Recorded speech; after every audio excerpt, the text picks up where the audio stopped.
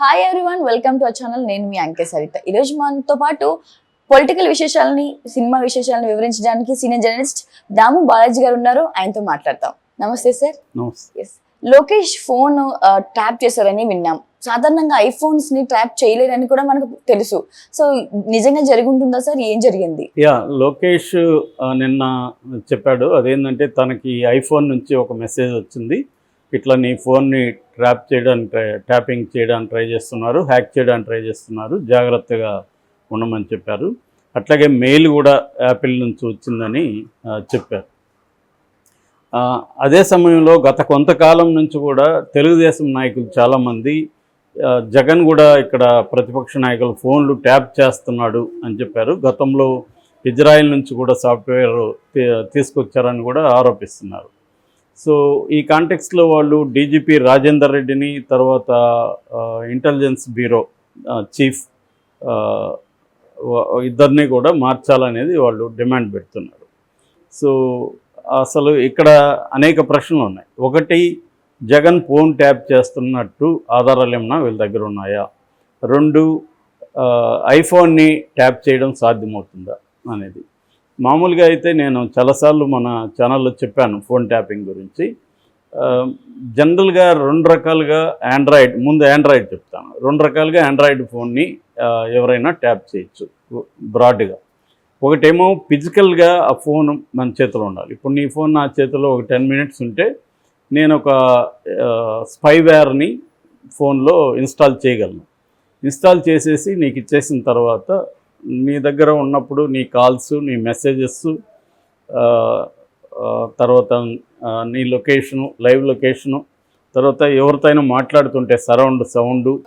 So అట్లాగే నేను రిమోట్లో నుంచి ఫోటో తీయాలనుకున్నప్పుడు వెనక్ కెమెరా, ముందు కెమెరా అన్నిట్లో ఫోటోలు తీయచ్చు, వీడియో తీయచ్చు. ఇవన్నీ కూడా మీకు తెలియదు అసలు. సో అది ఆండ్రాయిడ్లో చాలా సులభం అన్నమాట. అందుకని స్పైవేర్స్ ఏం చేస్తుంటారంటే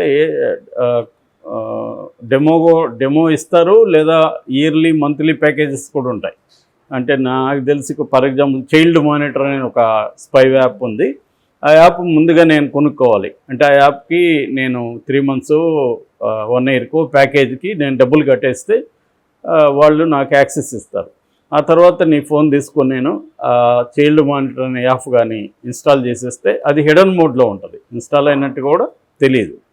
సో అప్పటి నుంచి నాకు ఒక డాష్ బోర్డ్ ఇస్తాడు. ఆ డాష్ బోర్డ్లో నీ కాల్స్, చాట్ యాజ్ ఇట్ ఈజ్గా వచ్చేస్తాయి. చాట్ చేస్తుంటే ఇక్కడ నాకు చూస్తూ ఉండొచ్చు. అట్లాగే నేను అనుకున్నప్పుడు సరౌండ్ సౌండ్, ఫోటోలు, వీడియోలు ఇవన్నీ కూడా చేయొచ్చు. లైవ్ లొకేషను, ట్రాకింగ్ ఇవన్నీ ఈజీ అన్నమాట. ఇది ఎనీబడి క్యాన్ డూ, ఎవడైనా చేయాల్సిందే. వాడు ఇన్స్టాలేషన్ కూడా వాడు గైడ్ లైన్స్ ఇస్తాడు, ఎలా స్టెప్ బై స్టెప్ ఏ ఫోన్లకి ఎలా చేయాలి, తర్వాత ఆండ్రాయిడ్ వెర్షన్ ఏది ఉంటే ఎట్లా చేయాలి, ఇన్స్టాలేషన్ ముందు ఏం చేయాలి, ఇన్స్టాల్ అయినప్పుడు ఎలా చేయాలి, ఇన్స్టాలేషన్ తర్వాత ఏం చేయాలి, మొత్తం గైడ్ లైన్స్ డీటెయిల్గా ఇస్తారు. సో అది ఎవరైనా చేయొచ్చు. సో అందుకోసం దీనికి జాగ్రత్తలు ఏంటంటే ఆండ్రాయిడ్ ఫోన్లు ఫస్ట్ ఆఫ్ ఆల్ మనం స్ట్రాంగ్ పాస్కోడ్ కానీ ఆ ప్యాటర్న్ కానీ స్ట్రాంగ్గా పెట్టుకోవాలి. వీలుంటే మన ఫేషియల్ రికగ్నిషన్ కానీ దాంట్లో ఉంటే అది కూడా ఎనేబుల్ చేసుకోవాలి. చాలామంది ఇవన్నీ బతకం వేసి చేయరు. సో అది ఎనేబుల్ చేసుకోవాలి. అట్లాగే కొత్త వాళ్ళ దగ్గర ఫోన్లు, అంటే మనకి ఎవరైనా డౌట్ వచ్చినా వాళ్ళ దగ్గర ఫోన్లు ఇవ్వకూడదు. సో ఇది మనం తీసుకోవాలి. అట్లాగే విత్ ఇన్ ద ఫోన్లో యాంటీవైరస్ సాఫ్ట్వేర్ కంపల్సరీగా వేసుకోవాలి. దాన్ని 4 రోజులకు ఒకసారి, 5 రోజులకు స్కాన్ చేసుకుంటూ ఉండాలి. కొంచెం మంచి పవర్ఫుల్ యాంటీవైరస్ ఉంటే ఇట్లాంటిది ఏదైనా ఉన్నా కూడా స్కాన్ చేస్తుంది. అట్లాగే జనరల్గా మనం ఏం చేయాలి, ఫిజికల్గా చెక్ చేసుకోవాలి. అంటే ఇప్పుడు గూగుల్ ప్లే స్టోర్ ఉంటుంది, దాంట్లో గూగుల్ దీంట్లోకి వెళ్ళి దాంట్లో ఆప్షన్స్ కొన్ని ఉంటాయి, సెక్యూరిటీ ఆప్షన్స్. అవి ఎనేబుల్ అయ్యిందాయా లేవా అంటే ఇప్పుడు ఇన్స్టాల్ చేసేవాళ్ళు అవన్నీ డిజేబుల్ చేసినాకే ఇన్స్టాల్ చేస్తారు. సో తర్వాత అన్నోన్ సోర్స్ నుంచి సాఫ్ట్వేర్ ఇన్స్టాల్ చేయడానికి మనం ఓకే చేస్తారు వాళ్ళు ఇన్స్టాల్ చేసేటప్పుడు. మళ్ళీ మనం దాని అంతా కూడా చూసుకోవాలి. అట్లాగే యాప్ మేనేజ్మెంట్ అనే ఒక ఆప్షన్ ఉంటుంది సెట్టింగ్స్లో. ఆ యాప్ మేనేజ్మెంట్లోకి వెళ్ళి చెక్ చేస్తే కొత్త యాప్ ఏమన్నా, మనం వేయని యాప్లు ఏమైనా ఉన్నాయా, ఐపీకేస్ ఏమైనా ఉన్నాయా అనేది, ఏపీకేస్ ఏమైనా ఉన్నాయా అనేది చూడవచ్చు. తర్వాత ఇన్స్టాల్డ్ యాప్ అనే ఒక ఆప్షన్ ఉంటుంది యాక్సెసిబిలిటీలో.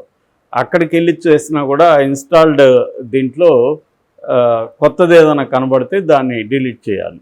సో ఇటువంటి జాగ్రత్తలు తీసుకుంటే మనకి మన ఫోను హ్యాక్ కాదు.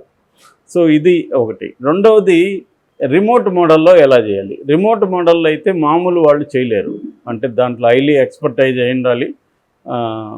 తర్వాత హ్యాక్ అంటే నీకు ఒక రకరకాల టెక్నిక్స్ ఉన్నాయి దాంట్లో. జనరల్గా ఏం జరుగుతుంటుందంటే మనకు ఒక మెసేజ్ కానీ ఏదన్నా దీన్ని నొక్కితే మీకు రోజుకి 10,000 సంపాదించుకోవచ్చు, 20,000 ఇట్లాంటివి వచ్చినప్పుడు అందరూ కూడా ఆశ ఉంటుంది కదా ఎవరికైనా, అది కూడా గంట పని చేస్తే 10,000 సంపాదించుకోవచ్చు, ఇట్లాంటివే ఇస్తారు.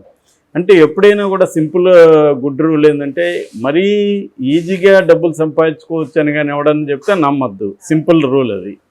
సో కాబట్టి అట్లేమి ఎవడేమి మనకి ఈజీగా వచ్చి మనకి డబ్బులు ఇవ్వడు, కాబట్టి అదేదో ట్రాప్ అనుకోవాలి. అందువల్ల మనం దాని మీద నొక్కామంటే వాడు ఇమీడియట్గా మన డీటెయిల్స్ అంతా వాడు ఇన్స్టాల్ అయిపోతుంది రిమోట్లో. సో అట్లాంటివి నొక్కకుండా ఉండడం, అట్లాగే అన్నోన్ కాల్స్ని లిఫ్ట్ చేయకుండా ఉండడం, ఇట్లాంటివన్నీ జాగ్రత్తలు తీసుకోవాలి. ఈ మధ్య కొంతమంది ఏం చేస్తున్నారంటే ముఖ్యంగా అబ్బాయిల్ని, కొంతమంది ఎక్కడో నార్త్లోనే ఎక్కడో ఉంటారు అమ్మాయిలు, వాళ్ళు వాళ్ళ న్యూడ్ వీడియో లైవ్లో చాట్ చేద్దామని పిలుస్తారు. వీళ్ళు పోయేదేముంది సరదాగా ఫన్ కదా అనుకుంటే మొత్తం పోతుంది డబ్బులు. సో ఇలాంటి ట్రాప్స్ రకరకాలుగా ఉన్నాయి. అంటే మనం బేసిక్గా ఫోన్ ఎందుకు కొంటున్నాము, ఎందుకు వాడుతున్నాము అన్న క్లారిటీ లేకుండా ఈ ట్రాప్స్లోకి, ఎగ్జైట్మెంట్లోకి వెళ్ళి, టెంప్టేషన్లోకి వెళ్తే మాత్రం మన ఇన్ఫర్మేషన్ అంతా పోతుంది. ఓన్లీ ట్యాపింగ్ అన్నా పర్లేదు, మనం వింటే వినుకుంటాడులే, చాట్ చేస్తే చూసుకుంటాడు అనుకోవచ్చు, కానీ బ్యాంక్ డీటెయిల్స్ వెళ్ళిపోయి మన డబ్బులు కూడా ఖాళీ అవుతాయి.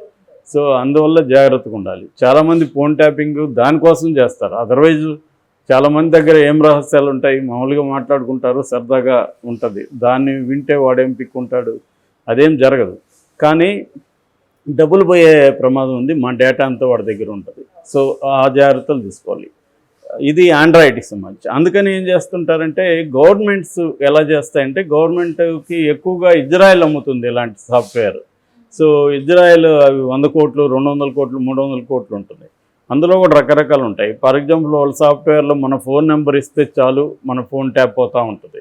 ఫోన్ నెంబర్ తెలిస్తే చాలు ట్యాప్ చేయొచ్చు. సో ఇలాంటి పెగాసస్ అనే సాఫ్ట్వేర్ బాగా పాపులర్ ఇజ్రాయెల్ నుంచి. సో ఇప్పుడు ఐఫోన్లో చేయొచ్చా అంటే ఐఫోన్లో కూడా చేయొచ్చు. యాక్చువల్గా ఐఫోన్లో మామూలుగా ఎన్క్రిప్టింగ్ ఇది బాగా బలంగా ఉంటుంది వాళ్ళకి. అందుకనే ఐఫోన్లు ఎక్కువ మంది ఎందుకు కొంటుంటారంటే దాంట్లో ఎన్క్రిప్టింగ్ అండ్ సెక్యూరిటీ ఫీచర్స్ బాగుంటుంది. కాకపోతే దాంట్లో కూడా ఈ పెగాసస్ లాంటివి చేయొచ్చు. మామూలు వాళ్ళు అయితే ఇప్పుడు ఇందాక చెప్పిన చైల్డ్ మానిటర్ లాంటివి కష్టం, దాంట్లో ఇన్స్టాల్ నేను చేయాలనుకున్నా చేయలేను. థర్డ్ పార్టీ యాప్స్ చేయడానికి అది ఒప్పుకోదు.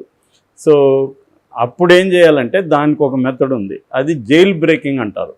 అప్పుడు అట్లా చేయాలంటే నేను నీ ఫోన్ ఫిజికల్గా నాకు అందుబాటులో ఉండి నేను ఆ జైల్ బ్రేకింగ్ చేస్తే అయినా కూడా నీకు తెలిసిపోతుంది జైల్ బ్రేకింగ్ చేస్తే, ఎందుకంటే అప్డేట్స్ ఆపేస్తుంది, ఓఎస్ అప్డేట్స్ ఆపేస్తుంది అన్నమాట.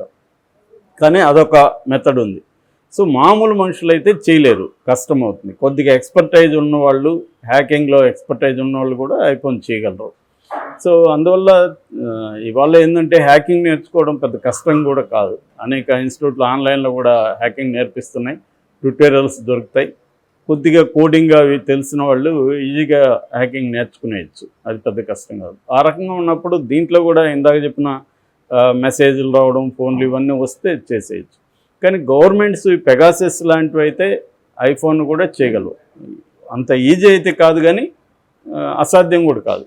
ఆ మధ్య కూడా ఈవెన్ యాపిల్ ఇండియన్ గవర్నమెంట్ని కూడా హెచ్చరించింది, మా ఫోన్లో కూడా కొన్ని ఉన్నాయి, మేము బగ్స్ని అవన్నీ చేస్తున్నామని ఎప్పటికప్పుడు అంటుంటారు. కానీ ప్రతి అప్డేటు కొద్ది కాలం ఆపగలదు.